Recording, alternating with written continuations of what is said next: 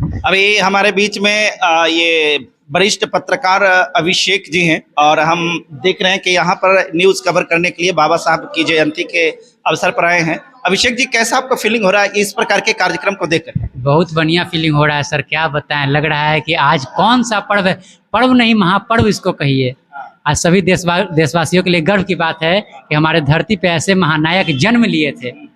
आप तो ऐसे बहुत ही जगह पर खबर को कवर करने के लिए जाते हैं, यहाँ आपको अलग क्या दिख रहा है? अलग बहुत कुछ दिख रहा है। यहाँ पे लोग जो है एग्रेसिव हैं, लोग काफी उमंग में हैं। लोग के अंदर जो है इतनी जोश जुनून है लेकर के, लोग थक रहे हैं। इतना दूर से आज 10 किलोमीटर दूर से लगातार लोग पैदल आ रहे हैं, नाचते गाते हुए बजाते हुए आ रहे हैं। इतना जोश देखकर।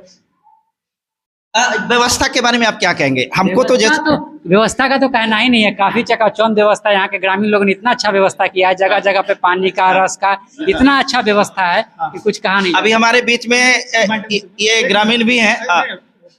अच्छा, ये हमारे बीच में मैडम है। हम तो क्या है मैडम, सबसे पहले अपना परिचय दे दीजिए। मैं किरण देवी हूँ। मैं बबन बीघा से आई हूँ, 16 नंबर वार्ड से।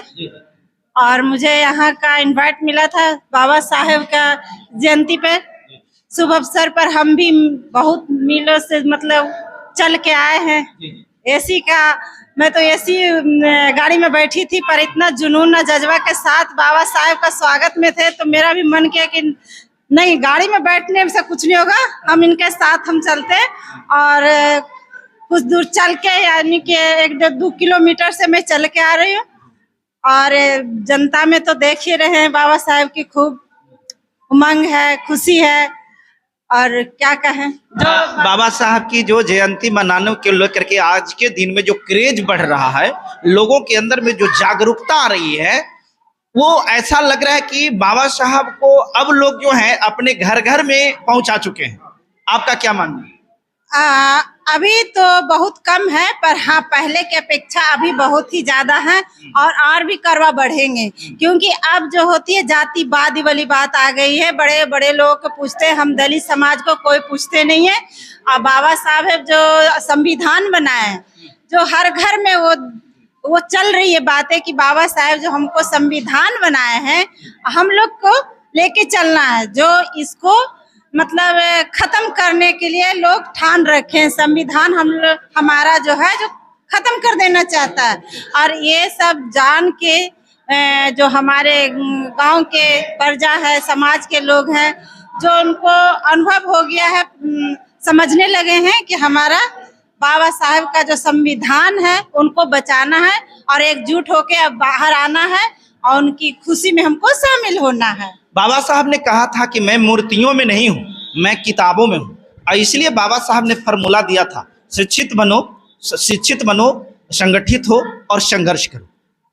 लोग जो है बाबा साहब की जयंती मनाने के लिए जयंती तो मनाते हैं, लेकिन बाबा साहब का जो उद्देश्य है, बाबा साहब जो बताए थे करने के लिए, कहीं ना कहीं उससे लोग पिछड़ रहे हैं। क्या संदेश देना चाहेंगे? पिछड़े नहीं है, पहले जानकारी नहीं था तो पिछड़े थे। इसी कारण बड़े लोग हम पे शासन किए, हम पे राज किए हैं। अब वो नहीं चलेगा, किसी का राज नहीं चलेगा। अब गरीबी के राज चलेगा। और गरीब को मतलब जनता जाग रहे हैं कि हमको किसको चुनना है। और संविधान, सबसे पहले तो संविधान हमारा जो छीन रहा है, वो संविधान को हम छीनने नहीं देंगे। आप तो एक बड़ी बात कह दी कि संविधान छीन रहा है। संविधान कौन छीन रहा है? ये संविधान बीजेपी वाले छीन रहे हैं। बीजेपी वाले संविधान छीन नहीं रहे, हम लोग के दबाए रहे हैं। बस उनको अपना पता, कोई फंडा है। बीजेपी वाले संविधान को नष्ट कर रहे हैं, संविधान को छीन रहे हैं, संविधान को बदलना चाह रहे हैं। आप ये कहना चाह रहे हैं? जी हाँ, बिल्कुल। वो लोग बदलना चाह रहे हैं, हम बदलने नहीं देंगे। आप बदलने नहीं देंगे? आप क्या कर लेंगे?